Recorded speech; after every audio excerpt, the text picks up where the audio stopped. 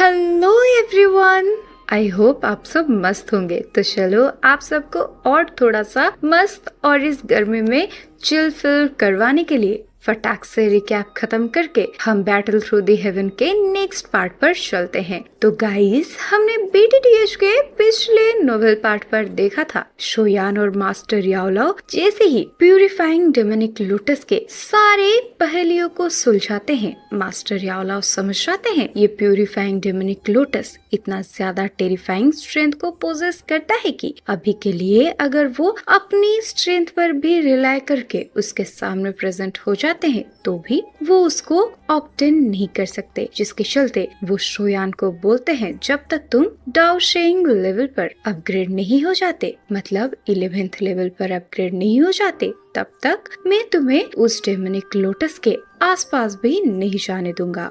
और डाओशेंग लेवल पर break through करने के लिए तुम्हें पहले एंशिएंट बुद्धिसत्वा ट्री के हार्ट और कोर को ऑप्टेन करना ही होगा। अगर ऐसा नहीं हो पाता तो 3 साल के अंदर शोयान बिल्कुल भी डाओशेंग लेवल पर अपग्रेड नहीं हो सकता। अब शोयान भी जानता था उसके टीचर उसी के तरह ही जिद्दी हैं। तो अब वो फॉलन स्टार पवेलियन पर अपने सारे दोस्तों के साथ लौटने के बाद शांत माहौल को देखकर रिट्रीट पर चला जाता है। और इस टाइम के दौरान बुद्धिसत्वा ट्री के अपीयर होने की वजह से पूरा वेस्टर्न रीजन बहुत ही ज्यादा लाइवली हो जाता है। और रिट्रीट के दौरान शोयान अपने किंग कॉन्ग ग्लास बॉडी को ट्रेन करने लगता है। और शोयान जैसे ही किंग कॉन्ग ग्लास बॉडी की टेक्निक को परफॉर्म करता है उसके बॉडी से गंदे तरीके से खून निकलने लगता है। लेकिन जैसे कि हमें पता है शोयान का बॉडी बहुत सारे नेचुरल ट्रेजर से पहले से ही रिफाइन हो चुका है, जिसके चलते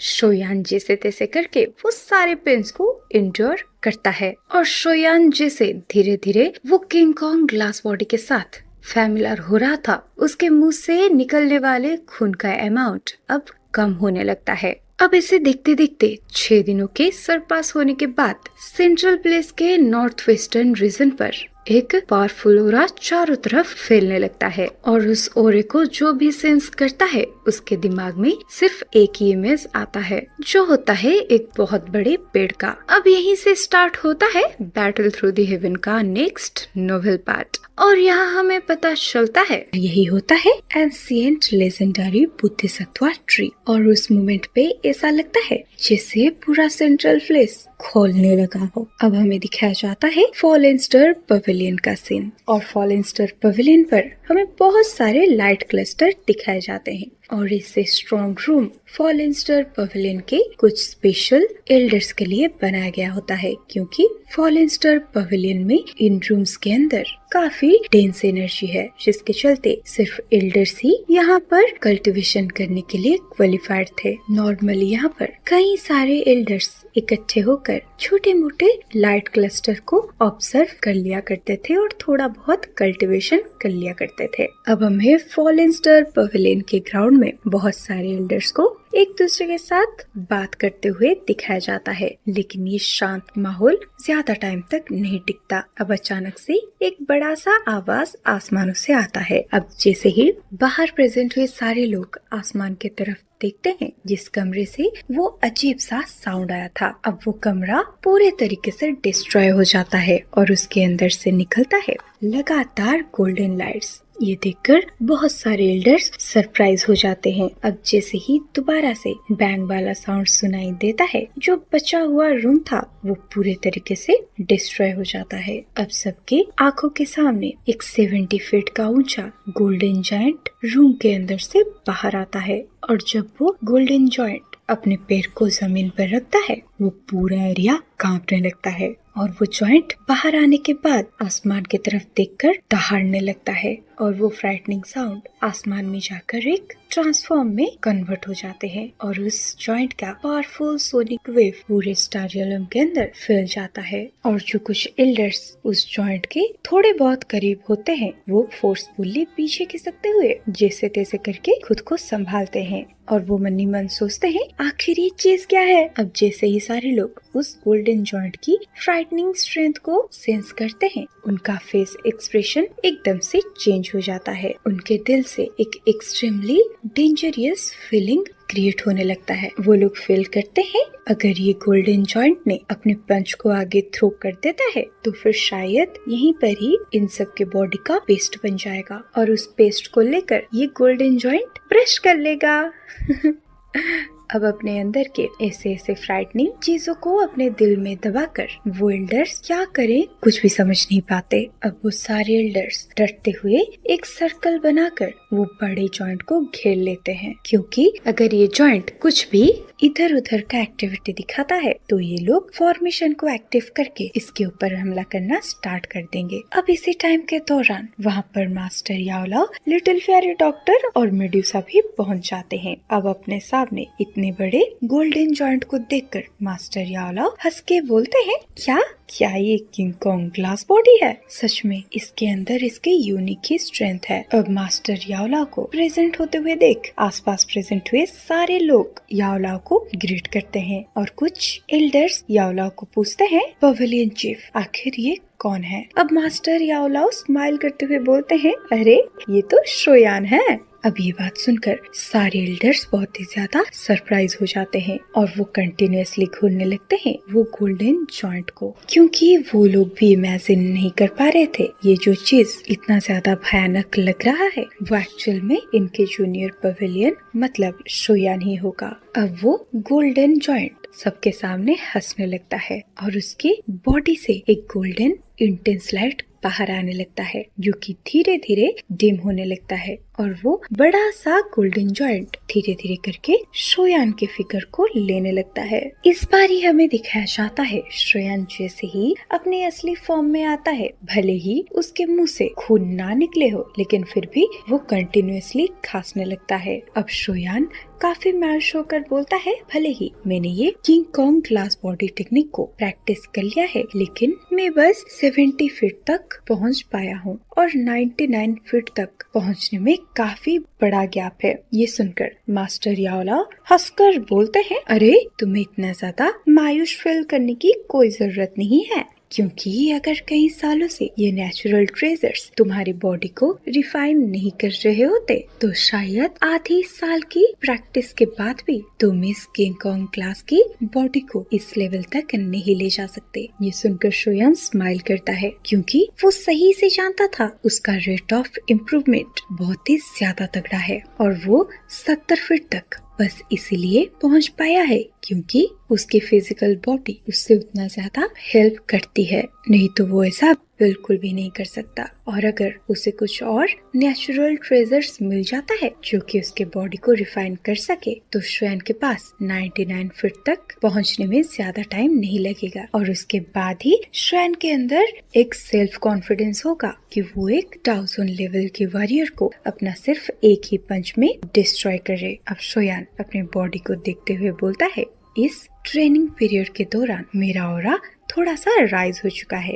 और भले ही एंशिएंट वेस्टर्न रीजन में ये काफी ज्यादा डेंजरस हो लेकिन वहाँ पर ऐसे कई सारे नेचुरल ट्रेजर्स भी अवेलेबल हैं जिन्हें बाहरी दुनिया में ढूंढना इम्पॉसिबल है। तो अगर इस ट्रिप के दौरान मैं लकी रहता हूँ तो एंशिएंट बुद्धिसत्वा ट्री तक पहुँचने से पहले मैं 9 स्टार 1000 पर ब्रेक थ्रू करने में सक्सेड हो पाऊंगा और साथ ही साथ इस किंग कॉन्ग ग्लास बॉडी की बिग स्ट्रेंथ को अनरिलीज भी कर पाऊंगा। अब मास्टर याओला शोयान को देखते हुए बोलते हैं, वो इन्फॉर्मेशन बिल्कुल ही करेक्ट था और वो बुद्धिसत्वा एंशिएंट ट्री अपीयर हो चुका है। तो इस बार तुम पहले अपने साथ कुछ लोगों को लेकर ईस्टर्न एंशिएंट वेस्टर्न रीजन में जाओगे और तुम्हारे पास तो वो स्पेशल जेट टोकन तो होगा ही जिसको मैंने तुम्हारे लिए ही रिफाइन किया था और अगर वहाँ पहुँचने के बाद तुम्हें कोई परेशानी का सामना करना पड़े जिसे तुम बिल्कुल भी रिजॉल्व ना कर पाओ तो तुम इंस्टेंट ही उस स्पेशल टोकन को ब्रेक कर देना, जिसके चलते मैं जल्द से जल्द तुम्हारे पास आने की कोशिश करूंगा। और बुद्धिसत्वा एंशिएंट ट्री का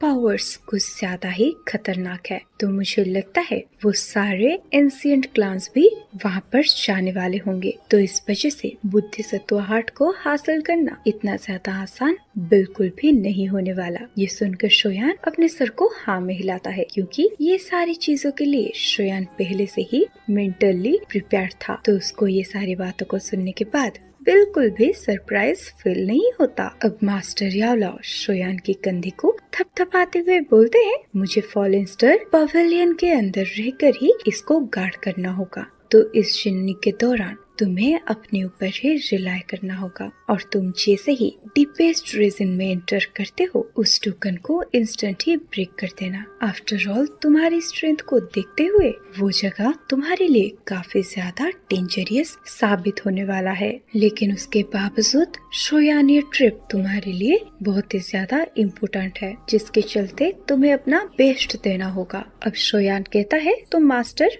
मैं जा कब रहा हूँ। ये सुनकर मास्टर यावलाओ कहते हैं, तुम्हें जल्दी से यहाँ से निकलना होगा क्योंकि तुम्हें रिट्रीट पे जाते हुए 15 दिन ऑलरेडी बीत चुके हैं और इस टाइम के दौरान बहुत सारे फ्रैक्शंस पहले से ही एंशिएंट वेस्टर्न रीजन में एंटर कर चुके हैं। ये सुनकर शोयान अपने सर को हाँ में हिलाते हुए बोलता है, अगर ऐसी बात है तो चलो हम भी यहाँ से चलते हैं। अब ये बोलते ही वो इंस्टेंट ही नॉर्थ ईस्ट की तरफ जाने लगता है और इस बार ही उसके साथ 4 लोग जा रहे थे और वो होते हैं मेड्यूसा, लिटिल फेरी डॉक्टर और क्विंगलिंग और एक एल्डर। और ये एल्डर का नाम होता है चिंगचैंग और उनकी स्ट्रेंथ डाउसन क्लास के पिक पर पहुंच चुका था और क्योंकि अभी के लिए टियान हुई रिट्रीट पर है, जिसके वजह से उन्हें फॉलन स्टार पवेलियन पर ही छोड़ना पड़ता है। और मैं आपको बता दूं, मेड्यूसा और लिटिल फेरी डॉक्टर की स्ट्रेंथ 8 स्टार 1000 पर है और अगर वो दोनों अपने हाथ को मिला लेते हैं तो फिर वो दोनों डाउसन क्लास के पीक एक्सपर्ट्स के साथ फाइट कर सकते हैं। और क्विंगलिंग के पास तो हमें पता ही है jade green snake flower peoples के कॉन्सियसनेस है, जिसके वजह से उसके पास भी एक्सट्रीमली पावरफुल फोर्स है और उसके पास तो मैजिकल बीस्ट को कंट्रोल करने का एक यूनिक पावर भी है, जिसके वजह से ये चीज शोयान के लिए काफी ज्यादा इम्पोर्टेंट है। अब जाते टाइम शोयान का ग्रुप बहुत सारे वर्म होल का भी हेल्प लेते हैं और काफी स्पीडली एंशिएंट वेस्टर्न रीजन की तरफ जा रहे होते हैं, लेकिन उसके बावजूद सिर्फ नॉर्थ वेस्टर्न रीजन पर पहुंचने में शोयान के ग्रुप को 6 दिन लग जाते हैं और इस जर्नी के दौरान शोयान को काफी ह्यूमन ट्रैफिक भी दिखाई देता है, जो कि शोयान के साथ ही सेम डायरेक्शन में मूव कर रहे थे और इन सब का डेस्टिनेशन भी एंशिएंट वेस्टर्न रीजन ही होता है। और नॉर्मली वेस्टर्न रीजन पे ज्यादा ह्यूमंस नहीं रहते क्योंकि वो जगह सिर्फ बीस्ट टेरिटोरी है, लेकिन उसके बावजूद भी जब से लोगों को पता चला है एंशिएंट बोधिसत्व ट्री यहाँ पर अपीयर होने वाला है, लोग यहाँ पर ट्रैवल करते हैं। एक ही इंस्टेंट में डिजर्ट जैसा ग्राउंड काफी ज्यादा लाइवली हो जाता है। अब शोयान का पूरा टोली वेस्टर्न वेसन टाउन में एंटर करता है क्योंकि शोयान को डर था अगर वो कुछ बिना न्यूज के वेस्टर्न माउंटेन रीजन के अंदर एंटर करता है, उसके ग्रुप के साथ कुछ गलत हादसा ना हो जाए, तो उसको पहले कुछ न्यूज को कलेक्ट करना होता है, जिसके चलते उसका पूरा टोली सही सलामत एंशिएंट वेस्टर्न माउंटेन की तरफ जा सके। अब शोयान का पूरा टोली एक जगह पर रुककर सारे न्यूज को इकट्ठा करने लगता है। अब 2 घंटे के बाद दोबारा से शोयान जैसे ही मेड्यूसा से मिलता है, सामने से मेड्यूसा बोलती है, तो क्या तुम्हें कोई न्यूज मिली? ये सुनकर शोयान सामने से अपने माथे को खुजाते हुए बोलता है, जैसी जानकारी मुझे मिली है, ये इन्फॉर्मेशन के हिसाब से एंशिएंट वेस्टर्न रीजन में जो बंदे एंटर किए थे उन सब की जान जा चुकी है और उन सब के बीच में कुछ डाउसन क्लास के एक्सपर्ट्स भी शामिल थे। अब ये सारी बातों को सुनकर मेड्यूसा के साथ लिटिल फेरी डॉक्टर, क्विंगलिंग और वोल्डर की फेस भी काफी ज्यादा सैड हो जाता है। अब लिटिल फेरी डॉक्टर बोलती है, क्या सब मारे गए? तो क्या ये रीजन थोड़ा ज्यादा ही डेंजरियस नहीं है? तो अभी के लिए शोयान हमें क्या करना चाहिए? अब शोयान आराम से एक जगह पर बैठ जाता है और कहता है, लेकिन कुछ एक्सपर्ट्स कल एंटर करने वाले हैं, तो हम उस ग्रुप के पीछे जा सकते हैं क्योंकि इस एंशिएंट वेस्टर्न रीजन को इंसानों का फॉरबिडन ग्राउंड बोला जाता है, तो ये जगह बिल्कुल भी हम इंसानों के लिए अच्छी जगह है नहीं, तो हमें उस ग्रुप का पीछे से फॉलो करके सिचुएशन को ध्यान से ऑब्जर्व करना पड़ेगा। और वैसे भी ये एंशिएंट वेस्टर्न रीजन बहुत ही ज्यादा मिस्टीरियस है, तो अगर कोई भी इस रीजन के डीपेस्ट ग्राउंड में जाना चाहता है तो उसे हर टाइम पर काम रहने की जरूरत है और कोई भी थोड़ा सा भी केयरलेस रहता है तो उसका पूरा ग्रुप अनहाइलेट हो सकता है। और ये सारी चीजों को मैं बिल्कुल भी बियर नहीं करना चाहता, जिसकी वजह से हम जो भी एक्शन लेंगे उस चीज को पहले से ही केयरफुली प्लान करना पड़ेगा। अब अगले दिन वेस्टर्न टाउन के सामने कई लोगों का ग्रुप इकट्ठा हो जाता है। अब शोयान का ग्रुप भी ये भीड़ को देखकर उसके पीछे इकट्ठा हो जाता है। अब जब शोयान ये पूरे ग्रुप के क्राउड को देखता है, वो भी बहुत ही ज्यादा सरप्राइज हो जाता है, क्योंकि वो एक्सपर्ट्स का ग्रुप बहुत ही ज्यादा तगड़ा होता है और वो इसी लाइनअप को पहली बार देख रहा है। लेकिन उससे बड़ी सरप्राइजिंग बात तो ये है, जब सारे बंदे उस जंगल की तरफ देखते हैं, जंगल में कई सारे 1000 फीट से भी ज्यादा लंबे बड़े पेड़ भी होते हैं, जो कि कोई बड़े जॉइंट की तरह दिख रहे होते हैं। इवन इफ उस पेड़ के वजह से सनशाइन भी उस रीजन के जमीन को टच नहीं कर पाता। और जब फॉरेस्ट के डीपेस्ट रीजन में कोई भी देखने की कोशिश करता है, वहाँ पे सिर्फ डार्कनेस ही दिखाई देता है।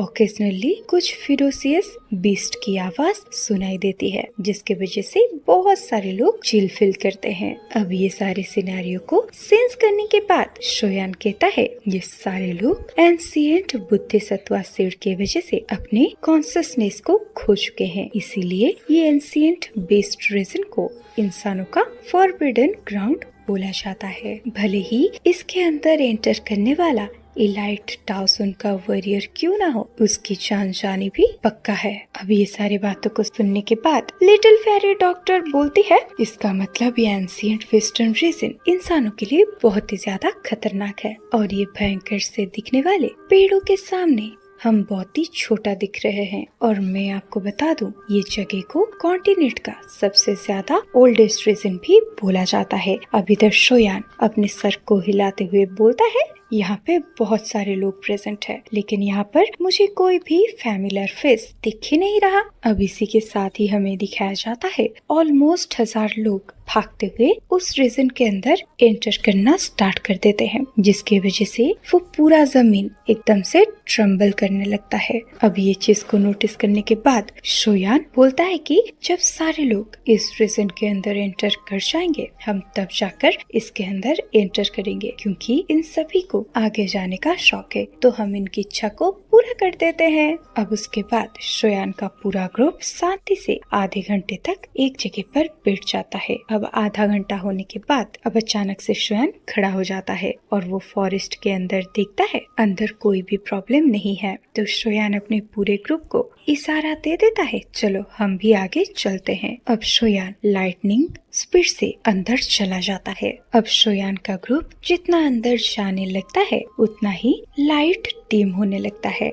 अब जर्नी के दौरान करीब करीब 10 मिनट तक शोयान काफी स्पीडली आगे बढ़ने लगता है और ओकेजनली शोयान के ग्रुप को कुछ बीस्ट दिखाई देते हैं, लेकिन वो उतना ज्यादा पावरफुल नहीं होते, जिसकी वजह से वो लोग शोयान के ग्रुप से दूर भाग जाते हैं और शोयान के रास्ते में कोई भी प्रॉब्लम क्रिएट नहीं करते। लेकिन इधर आसपास की चीजों को सेंस करने के बावजूद शोयान मन ही मन सोचता है, ये फॉरबिडन एरिया इतना ज्यादा शांत कैसे रह सकता है? भले ही हमारा जर्नी स्मूथ है, लेकिन ये कैसे है? अब ये सोचते सोचते शोयान अपनी आगे बढ़ने की स्पीड को कम कर देता है। वो बस अपने आगे जा रहे लोगों के ग्रुप को घूरे जा रहा था, क्योंकि अगर कोई प्रॉब्लम उनके ऊपर आएगा तो फिर पहले वो उसके आगे जो टीम प्रेजेंट है उनको छुएगा, तो उस टाइम के अंदर शोयान को टाइम मिल जाएगा प्रॉब्लम के साथ लड़ने के लिए। और ये सारी चीजों को मेड्यूसा की ग्रुप भी समझती थी, तो वो लोग भी धीरे धीरे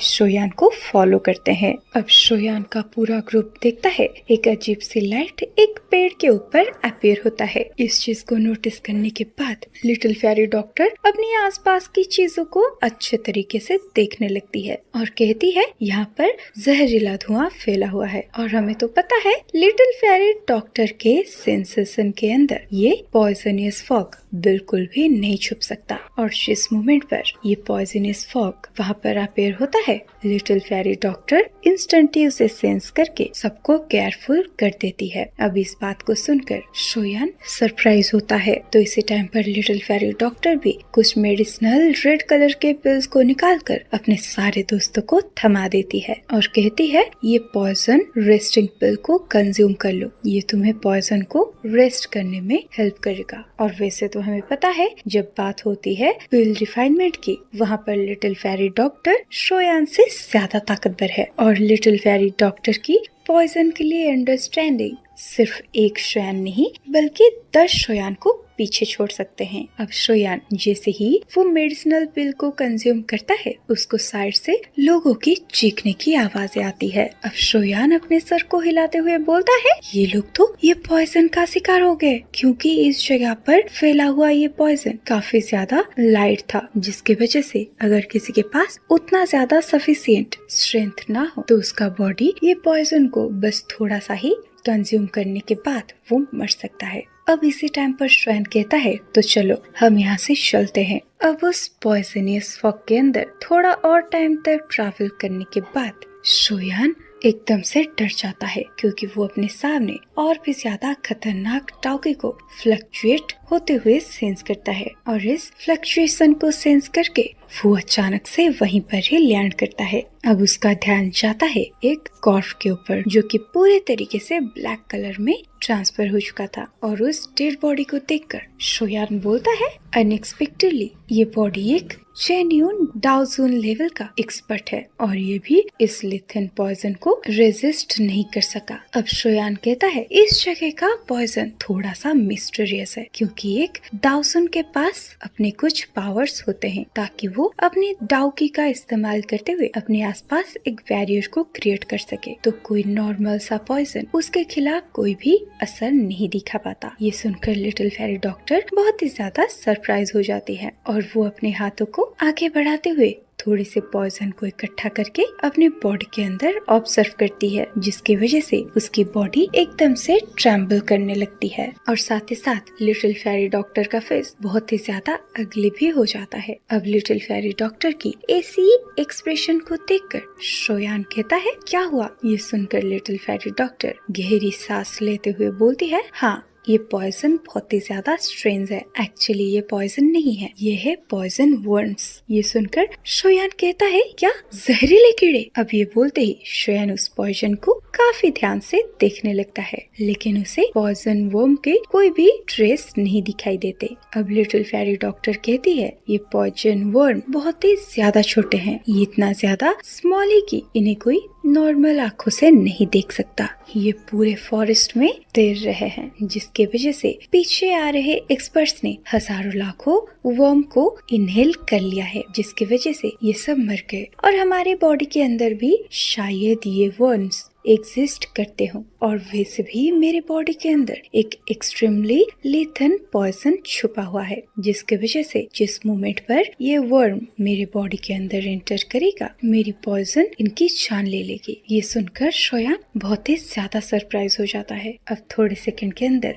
शोयान अपने बॉडी के अंदर के हेवनली फ्लेम को चारों तरफ सर्कुलेट करने लगता है, जिसकी वजह से हेवनली फ्लेम का ऑरा शोयान के पूरे बॉडी को कवर कर देता है। अब वो एनर्जी शोयान के नसों में एंटर कर जाता है, जिसकी वजह से शोयान के आसपास बहुत सारे छोटे छोटे कीड़े जलने लगते हैं। ये देखकर शोयान बहुत ही ज्यादा सरप्राइज हो जाता है। अब जैसे ही शोयान अपने हाथ को वेव करता है, बहुत सारे ब्लैक कलर का राग बाहर आता है और ये सब वही चले हुए वर्म थे जो कि शोयान के बॉडी के अंदर एंटर कर चुके थे। अब शोयान अपनी बॉडी में से वो पॉइजनियस वर्म को खत्म करने के बाद शोयान अपने हाथ में बहुत सारे हेवनली फ्लेम को इकट्ठा करता है और वो फ्लेम क्लस्टर को वो मेड्यूसा, क्विंगलिंग और एल्डर चिंगचैंग के बॉडी में स्लैप कर देता है। अब जैसे ही ये हेवनली फ्लेम का हाई टेम्परेचर उन तीनों के बॉडी के अंदर एंटर करता है, उन सब के बॉडी में से भी चर्निंग साउंड बाहर आती है। अब शोयान अपने चारों तरफ